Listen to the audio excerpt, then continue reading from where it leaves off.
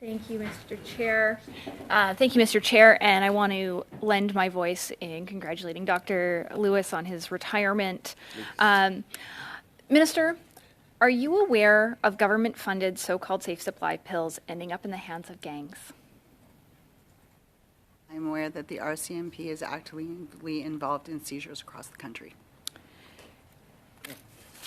Fantastic.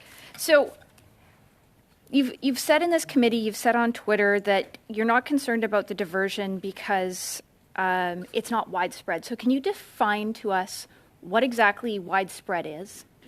Well, I think we need to look at it in terms of what prescriptions are out and who is using them across the country to get a better understanding of where diversion may be happening. Thanks. So I guess I've done a little bit of math. So with about 4,500 people on safe supply programs in British Columbia, each receiving approximately 30 pills a day, that's about 50 million pills a year. So how many of those pills diverted a year would be acceptable to be diverted as far as you're concerned?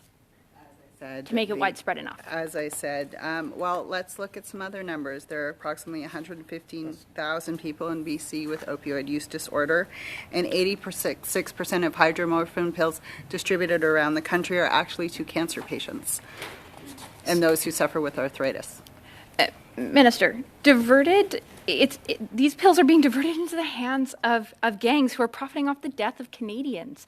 So what specific concrete measures are you and your ministry taking to ensure that pills, and I don't care whether they're safe supply pills or other pills, are doing to not be diverted, causing further addiction and crime in our communities?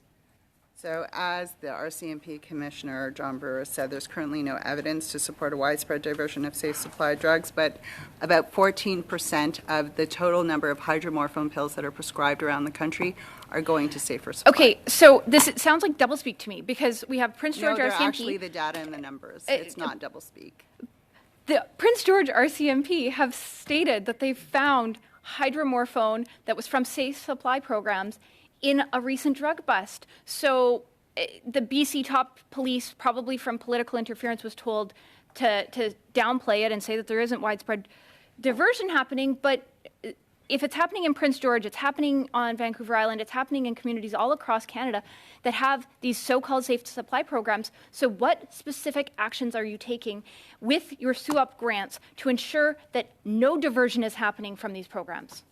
So first of all, I would say it's highly irresponsible to insinuate that there's political interference in law enforcement. Law enforcement does its job as it should without politicians getting involved, such as politicians not directing what is our medical directives.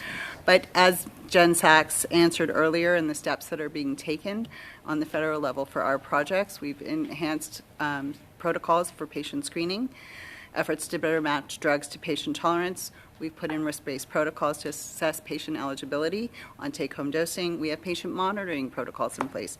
Actions to address diversion have included switching to observed dosing, transferring to different support services, or removing those who should not be in those programs. Okay, so if those items aren't happening, will the lack of those things happening that you guys have just identified mean that you will not fund programs through SUAP?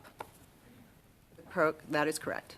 Okay, so if there is evidence of diversion that is happening from SUAP program funded so-called safe supply programs, that funding will cease, and will it cease immediately? At this point in time, the protocol measures have been put in place and they are constantly being monitored.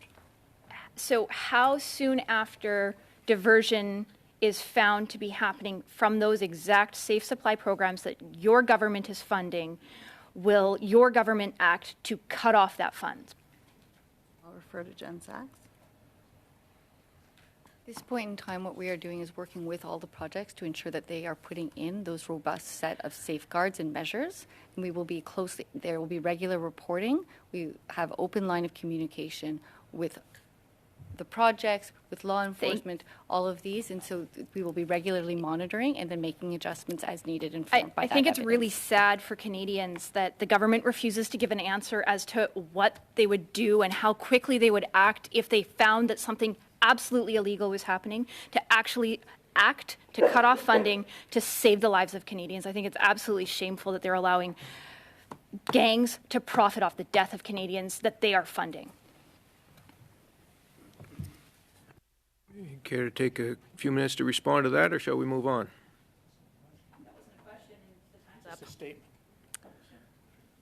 All right. Maybe the next person will afford you that opportunity. Monsieur